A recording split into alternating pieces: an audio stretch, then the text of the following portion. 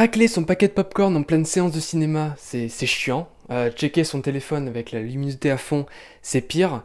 Mais alors faire tourner son hand spinner en pleine séance de cinéma, c'est inhumain, je sais pas, faut arrêter à un moment donné. Salutations voyageurs, aujourd'hui on va discuter un peu de Wonder Woman, 4ème opus du DC Universe, réalisé cette fois-ci par Patty Jenkins.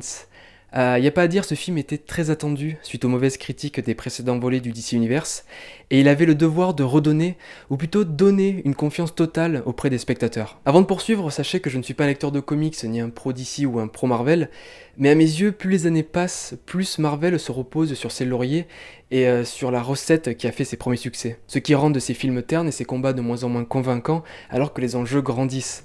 On pourrait remettre en cause le cinéma grand public qui leur donne des limites. Peut-être. Et l'arrivée du DC Universe a fait du bien au genre. Si j'ai bien aimé Man of Steel et encore plus l'Aube de la Justice, c'est pour ce vent frais qu'ils ont véhiculé autant sur le fond que sur la forme. Un vent frais qui n'a pas été le goût de tout le monde, je vous l'accorde. Pour son Batman vs Superman, Zack Snyder a misé sur une complexité dans son fond et sur une mise en scène spectaculaire, violente, voire iconique qui m'ont réellement plu et qui allait marquer l'avenir du DC Universe. Le problème, c'est que l'avenir de la saga et son approche allaient être remis en cause par les producteurs en raison des mauvaises critiques des précédents volets. Alors, qu'en est-il de Wonder Woman ? J'ai trouvé ce film bof, beaucoup moins que Suicide Squad, attention, mais bof. Mais cela ne remet pas en cause son importance dans les films de super-héros. Le film est un flashback qui nous amène sur les toutes premières aventures de Wonder Woman, aka Diana, princesse des Amazones.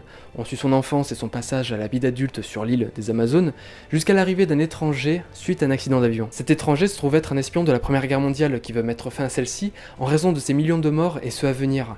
Réceptive de sa volonté, Diana quitte l'île où la paix règne et l'accompagne sur les champs de bataille. Elle a beau se battre à côté des alliés, sa principale mission est de trouver Arès afin de le trouver et le terrasser, car d'après son apprentissage, c'est le dieu de la guerre qui est responsable de cette miséricorde. Diana fera face aux moqueries, à la non-compréhension de ses croyances, et son statut de femme au début du XXe siècle ne rendra pas les choses faciles. Et le film joue naturellement de ça, de la place de Wonder Woman dans une société patriarcale évoluant selon les hommes.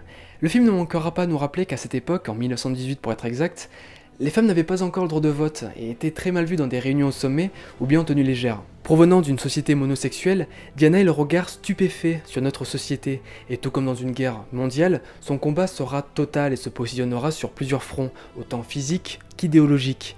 Face aux Allemands, face à Arès, face à sa mère, face aux hommes, face à la société. Si c'est une guerrière, ce n'est pas pour un moment ponctuel, mais pour la vie de tous les jours. Le film Wonder Woman est important car c'est une femme qui le réalise, et qui de mieux qu'une femme pour comprendre son combat et le mettre en scène ? Pas moi en tout cas. Il est important car il fait partie d'un genre particulièrement mis en scène, voire seulement par des hommes, et on sent dans sa mise en scène que Patty Jenkins veut libérer ces chaînes genrées. À un moment donné dans le film, Diana découvre et goûte pour la première fois une glace, et elle adore. Quand j'ai vu cette scène, j'ai eu l'impression de voir Patty Jenkins représenter toutes les réalisatrices, avoir enfin accès à cette sucrerie, les films de super-héros, et en profiter, comme si avant c'était un fruit défendu. Et ce qui est bien, c'est que la réalisatrice n'en fait pas des tonnes, les messages et les convictions passent dans les dialogues naturels, sans que le spectateur ne soit saturé ou ne croit pas aux problèmes présentés. D'où l'importance que ce soit une femme qui réalise Wonder Woman. Pour ce point, c'est banco.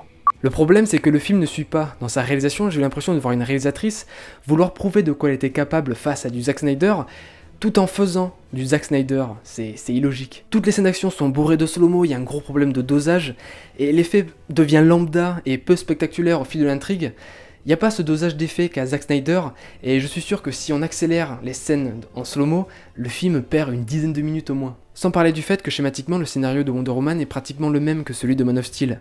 On commence sur l'île des Amazones, elle découvre notre monde et sa noirceur ainsi que l'espoir, puis il y a le combat final. Un combat final peu original de nuit avec plein d'explosions qui nous fera penser aux combats finaux des précédents volets d'ici.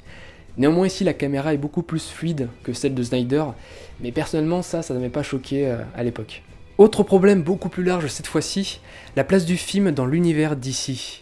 Ça rajoute certes du background au personnage, mais ce film aurait dû sortir avant l'Aube de la Justice. Avec un peu de logique, on sait ce qui va arriver au personnage, j'ai eu peu de surprises au fil de l'intrigue, et je ne vois pas ce que ça va changer pour la Justice League de savoir que Wonder Woman a fait la Première Guerre mondiale et qu'elle était engagée. Ça se passe dans une autre époque, c'est dans un autre pays, je sais pas. À part resserrer les liens entre Diana et Bruce Wayne, car c'est ce dernier qui retrouve la photo originale d'elle avec ses compagnons, un film c'est un peu long pour raconter ça.